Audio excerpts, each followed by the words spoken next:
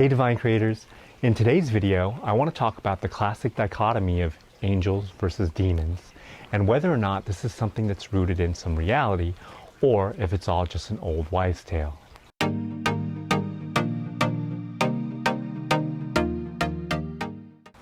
Welcome back to my channel, or welcome if this is your first time.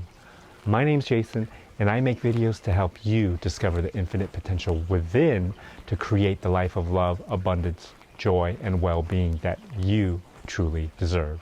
If you like content like that, please do hit that subscribe button down below and make sure to turn on the notification bell so that you can be notified of upcoming videos. I'm out in beautiful Mariposa, California, out by Yosemite, about an hour away, and I'm just out here reconnecting with nature and getting away from the city. So we've all heard the stories of good versus evil, and we've all seen images of the devil and angel on a person's shoulders in opposition of each other, with the devil whispering voices and words of temptation and depravity in one ear, and the angel urging actions of virtue and honesty in the other. I mean, these stories all come from somewhere, right? How accurate are these depictions? Today's video is going to give you clarity on whether or not this is actually something that happens to us on a moment-to-moment basis, or if it's all just nonsense. One thing's for sure, it's without a doubt that we live in a world of polarities. We've got good and bad, darkness and light, love and hate, joy and suffering, etc., etc. So indeed, we do live in a reality where there are stark contrasts between each and every one of these opposites. But regardless of what these polarities are, whether it's a physical contrast like big and small or short and long, or whether it's an emotional or physical feeling in the body like joy and sadness, it helps to understand that no matter what it is, at the basis of everything in our reality is energy. Everything is energy. Thoughts are energy, feelings and emotions are energy, your computer is energy, and even the rocks and dirt in your front yard are energy. And each and every one of these energies contains a vibration or fluctuation, with the most solid physical forms like rocks and steel being the most dense energies that fluctuate very slowly. The molecules vibrate very slowly and much more solid than other less tangible energies such as light and sound, which vibrate at a much higher rate. Each one of us has an energy field which vibrates slow or fast depending on how dense our energy field is. The more light we carry, which means we're vibrating with the higher frequencies of gratitude, love, joy, and all that good stuff, the more photons or light our physical bodies integrate, which means that we're literally filled with more light and less matter, which is why in the state we're able to bend and mold reality and heal ourselves much faster than if we were much more dense and filled with lower vibrational energy fields such as hate and worry and doubt. Before I get too far down the rabbit hole with quantum physics, which I am definitely not a quantum physicist, and this is just my intuitive interpretation on the matter, no pun intended, as we all learned in high school physics, energy is neither created or destroyed. It just changes form. And since thoughts and feelings are vibrations and create energy fields, these energy fields, when transmitted from a source, whether it's a person or a non-physical entity, it stays in the quantum realm where they can be accessed by anyone who is in the vibrational vicinity of them. That's to say, whatever else holds the right vibrational frequency of those thoughts and feelings and energy will be able to pick them up. So this goes both ways for thoughts and feelings that are of positive polarity and those of a negative, more dense polarity. And because these thought forms, which again are energy, are floating around in the quantum field, which has no concept of space and time, and everything just exists all at once, all thought that has ever been thought or will be thought floats around in this quantum space. This means that if you're in a negative state of mind and emotion, your vibratory signature matches that of a lower vibration. And now you have access to all of these lower vibratory thoughts and feelings that have ever been created. And the opposite is true as well.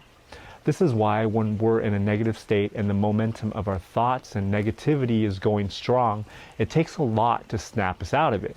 Most times we aren't able to snap out of it without taking some kind of break, whether it's meditation or doing something that distracts us from that particular negative state, which is basically meditation too. Those thoughts of negativity just keep getting fed to us because we're basically swimming in that energy field and keep picking up thoughts that often aren't even our own. And we end up thinking that they are our own thoughts. Ever had the experience where a thought, whether good or bad, all of a sudden popped into your mind and you wondered, where did that come from? We all experience this on a daily basis. Hence, this would be like the devil or demon on your shoulder feeding you more and more thoughts like it, because in quantum physics, aka law of attraction, like attracts like. This is why oftentimes when we might be going throughout our day while not especially paying attention to our vibration or how we feel or what we're thinking, and just allowing life to kick us around, that out of nowhere a thought or worry or anxiety might come into our energy field, aka our minds. We pick up this thought, and if not careful, we identify with this negative thought, thinking that it actually originated from us when we just picked it up because we were in that right frequency. Whoa, calm down, buddy. I'm just a friend. Friend? But you look like a daggum devil. Oh, these are just my jammies. I'm here because you needed help making the right decision. Oh, well, that's good. I could use some guidance. And if you're creative, whether or not it's with music or art or writing or anything else, you'll also know that when you're in a peaceful state or a joyous state, that inspiration has its way of finding you. And in those cases, it's almost as if the thought also comes from out of nowhere, because in a way it did. You were in the right vibration to catch those thoughts of inspiration and positive guidance. So I guess whether you're in a high or low vibratory state, you're always guided to continue down whatever path you're on until you choose to reset your vibrational stance. And it's always a choice, but most people aren't aware that they have a choice of what they think about and what they focus on, but it's always a choice. The most important thing is to become aware of when you're being guided towards something that doesn't serve your highest good, so that you can stop and disassociate yourself from those low vibrational thoughts and feelings and begin making your way towards your true essence, which is divine love and worthiness and well-being and joy. There are indeed non-physical entities or energy forms that benefit from our vibrational signatures, whether they're of a dense lower vibration or lighter higher vibration. However, it's pretty obvious that when we're in a state of suffering or entertaining thoughts and feelings that are opposite of love, that we're actually losing energy and vitality. This is why our bodies break down and get sick and we get tired when we're in those states. This is because there are entities that do manage this type of energy and use these energies to basically feed themselves both physically and energetically. A perfect physical and practical worldly example of this is insurance companies that put out ads warning people about accidents so they can collect money from people they insure. If you truly believed that you created every bit of your reality and you practiced it to a degree where you had enough control over your thoughts and focus, you would never need insurance, because you would never be in a situation that you did not want that would be that serious.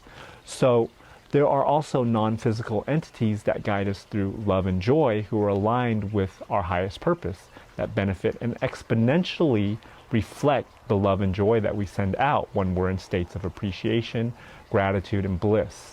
So in essence, the whole angel and devil stereotype is rooted in some reality, in the sense that whatever we vibrate and put out into the quantum field of the universe, we attract back the corresponding matching vibrations. So it's important to always be aware of how you're feeling in any given moment, so that you know whether or not you're in a vibratory state that benefits you or not.